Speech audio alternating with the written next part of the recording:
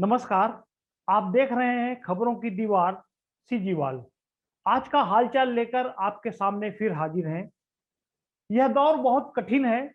Corona की वजह से सभी तरफ से दिक्कत, परेशानी और अपनों के बिछड़ने की खबर आ रही है।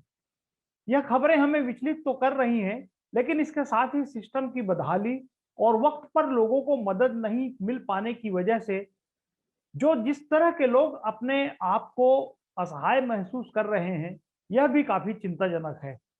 आज के शो में एक बार फिर ऐसी ही घटना के बारे में बात करेंगे। आइए शुरू करते हैं आज का शो। एक बार वेंटिलेटर वाला बेड और रेमडेसिविर इंजेक्शन ढूंढ कर देख लो, अपनी पहचान और रुतबे का सारा घमंड उतर जाएगा। यह शब्द हमारे नहीं हैं। ये शब्द सोशल मीडिया पर वायरल हो रही एक पोस्ट से लिए गए हैं। भाजपा के मनीष अग्रवाल ने यह पोस्ट भेजी है। इन शब्दों को पढ़ते हुए लगता है कि अपने आसपास भी कुछ ऐसा ही हो रहा है। कोरोना नाम की महामारी बड़ी भयानक, क्रूर और बेरहम है। यह अपने आसपास जानने पहचानने वालों, परिजन, परिवारजन, दोस्त, यार और परिचितों को हमसे छीनती जा रही है। हर रोज सुबह कोई ना कोई बुरी खबर आती है। किसी के हमेशा के लिए साथ छोड़ जाने का से बड़ा दुख और उससे बड़ी त्रासदी किसी के लिए और क्या हो सकती है।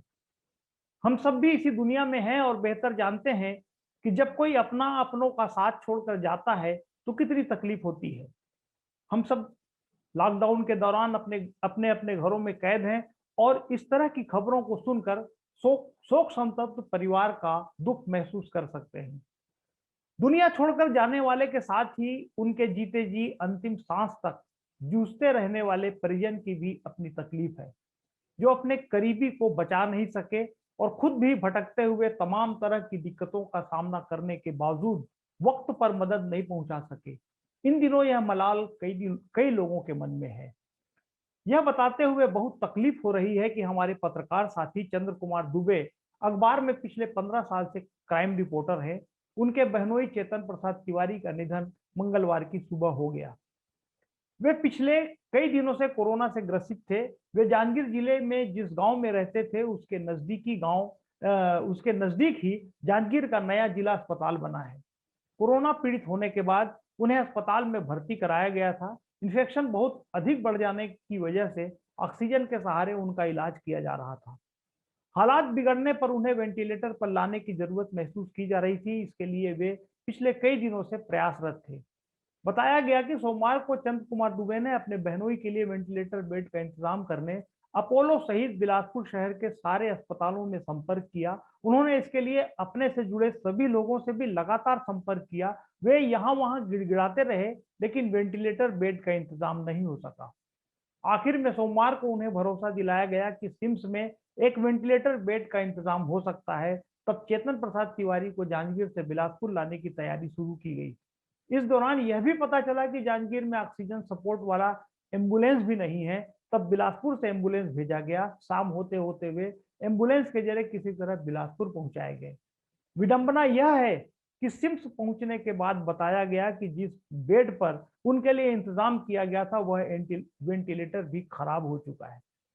कल्पना कीजिए, 50 किलोमीटर से अधिक का सफर तय कर किसी तरह लाए गए सीरियस मरीज के नाम दर्ज वेंटिलेटर ही एन वक्त पर बिगड़ जाए तो उस मरीज और परिजन की हालत क्या होगी। अपनी जिंदगी में इससे बड़ा धोखा उन्हें शायद कभी नहीं मिला होगा। फिर किसी तरह ऑक्सीजन के सहारे उन्हें लाइफ सपोर्ट देने की कोशिश की गई। बहुत हाथ पैर मारने के बाद आखिर में देर रात शहर के प्राइवेट हॉस्पिटल में उन्हें वेंटिलेटर मिल सका, लेकिन तब तक बहुत देर हो चुकी थी और मंगलवार को तड़के उन्होंने तड़पते हुए अंतिम सांस ली। पूरे मामले का दुखद पहलू यह है कि चंद्र कुमार दुबे खुद भी पिछले करीब एक पखवाड़े से कोरोना से ग्रसित होकर हम होम आइसोलेशन में हैं। इस दौरान उनकी माताजी भी कोरोना पॉजिटिव हो चुकी हैं, जिनका इलाज श्री राम केयर हॉस्पिटल में हो रहा है। चंद्र कुमार दुबे अपने घर पर होम आइसोलेशन में रहते हुए मोबाइल के जरिए लोगों से संपर्क कर व्यवस्था बनाने की कोशिश करते रहे।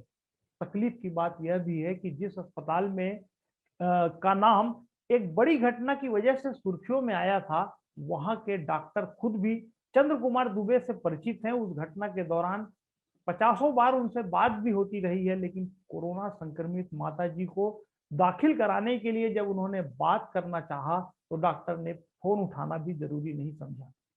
उन्होंने किसी तरह पुलिस के आला अफसर और जनप्रतिनिधियों से अनुनय विनय कर अपनी माताजी को इस अस्पताल में दाखिल करा सके। अपने बहनोई के लिए भी वे होम आइसोलेशन में रहते हुए जो कुछ कर सकते थे उन्होंने किया। सभी संबंधित लोगों के सामने उन्होंने गिड़गिड़ाया और उनकी जान बचाने की गुहार लगाई, लेकिन वे कुछ नहीं कर सके। सोमवार की रात सिम्स से निराश होने के बाद चेतन प्रसाद तिवारी के प्राइवेट हॉस्पिटल पहुंचने तक वे लगातार अपने भांजे से संपर्क करते रहे, उनसे पल पल की खबर लेते रहे, लेकिन इसी तरह जीवंत संपर्क में रहते हुए उन्होंने अपने बहनोई को अंतिम क्षणों में हाँफते हुए सुना और यह भी सुना कि अब सांस पूरी तरह से उखड़ चुकी है। सबसे भयावह स्थिति यह है कि चेतन प्रसाद तिवारी को भरोसा था कि वे बार बार कहते रहे कि चंद्र कुमार दुबे पत्रकार हैं, उनको एक बार सामने बुला दो, वह पूरी व्यवस्था करा सकते हैं। उन्हें यह नहीं मालूम था कि चंद्र कुमार दुबे होम आइसोलेशन में रहकर भी लगातार नजर रखे हुए हैं और उनसे जो बन पड़ रहा है वे करते भी जा रहे हैं। लेकिन चेतन प्रसाद तिवारी की सांसें भी टूटी और उसके साथ ही एक बड़ा भरोसा भी टूट गया। यह भरोसा इस बात को लेकर था कि कोई अपना अगर व्यवस्था से जूझ कर जान की हिफाजत के लिए आखिरी समय में कोई सुविधा दिला सकता है। अब यह भरोसा भी नहीं रह गया। अपने आप को असहाय महसूस कर रहे चंद्र कुमार दुबे ने सोशल मीडिया पर पोस्ट किया कि वे अपने बहनोई को एक अदद वेंटिलेटर बेड भी नहीं दिला सके। लानत है ऐसी व्यवस्था पर। चंद्र कुमार दुबे अकेले नहीं हैं। पता नहीं ऐसे कितने लोग रोज अपनों के लिए संघर्ष कर रहे हैं और इस संघर्ष में उन्हें हार का भी सामना करना पड़ रहा है। तब एक बार फिर मनीष अग्रवाल की यह पोस्ट याद आती है कि एक बार वेंटिलेटर वाला बेड और रेमडेसिविर इंजेक्शन ढूंढ कर देख लो, अपनी पहचान और रुतबे का सारा घमंड उतर जाएगा। यह सारा घटनाक्रम सामने रखने के पीछे मकसद इस तस्वीर को दिखाना है जो इन दिनों लगातार हम सबकी नजरों से गुजर रही है। यह सही है कि लॉकडाउन के दौर में अपने आप को बचाने और संक्रमण की चैन तोड़ने के लिए सभी का अपने अपने घरों में रहना जरूरी है, लेकिन हम इस तरह की सूचनाओं से भी मुंह नहीं फेर सकते। शुतुरमुर्ग की तरह रेत में सिर गड़ा देने से तूफान नहीं चला जाता। आधुनिक संचार के इस युग में यह बात घरों में रहने वालों को भी उठानी चाहिए कि हमने क्या इसी तरह के दिन देखने के लिए सरकारें चुनी है। उनका सिस्टम कहाँ है? सिस्टम क्या कर रहा है? इस इलाके से संसाधनों का दोहन कर बड़े बड़े कीर्तिमान बनाने वाली बड़ी बड़ी कंपनियां यहाँ के लोगों के लिए क्या कर रही हैं? क्या अपोलो जैसे अस्पताल के लिए जमीन देते समय यहाँ के आम लोगों ने यह उम्मीद नहीं की थी कि कभी वक्त आएगा तो ऐसे बड़े अस्पताल में हमारा भी इलाज हो सकेगा? लेकिन खबर पढ़ने को मिलती है कि अपोलो जैसे संस्थान में कोविड मरीजों के लिए जितने बिस्तर का इंतजाम हो सकता है उतने बिस्तर का इंतजाम भी नहीं हो सका है। बार बार प्रशासन के दबाव के बाद वहां कंजूसी के साथ बेड बढ़ाए जा रहे हैं। कमोबेश ऐसी ही स्थिति दूसरे सार्वजनिक उपक्रमों की भी है। हालांकि समय इस समय कोई भी कह सकता है कि यह वक्त इस तरह की बातों का नहीं है, लेकिन फौरी तौर पर मौजूदा संसाधनों का इस्तेमाल करते हुए जो कुछ किया जा सकता है वह तो किया ही जाना चाहिए। कुछ मित्रों का यह भी कहना है कि समस्याओं को सामने रखने के साथ ही समाधान भी बताना चाहिए। हम ऐसे साथियों को बताना चाहेंगे कि पहले हमने यह बात प्रशासन के सामने लाई थी कि बिलासपुर में सरकारी आयुर्वेदिक मेडिकल कॉलेज का अस्पताल सर्व सुविधा युक्त है। यहाँ कम से कम 50 बेड का कोविड हॉस्पिटल तैयार किया जा सकता है। प्रशासन ने इस पर वहां काम भी शुरू कर दिया है और कोविड अस्पताल को शुरू करने की तैयारी भी तेजी से चल रही है। इसी तरह बेड के लिए भटक रहे लोगों को सहूलियत के साथ बेड मुहैया कराने के लिए भी ऐप के जरिए आसान व्यवस्था बनाने का सुझाव व्यवस्था के जिम्मेदार लोगों के सामने भी हम रख चुके हैं। इस पर काम हो रहा है या नहीं और कुछ हुआ है तो कितना काम हुआ है, इस बारे में कोई भी जानकारी अब तक हमारे पास नहीं पहुंच सकी है। कोई जानकारी मिलने पर आप तक पहुंचाई जाएगी।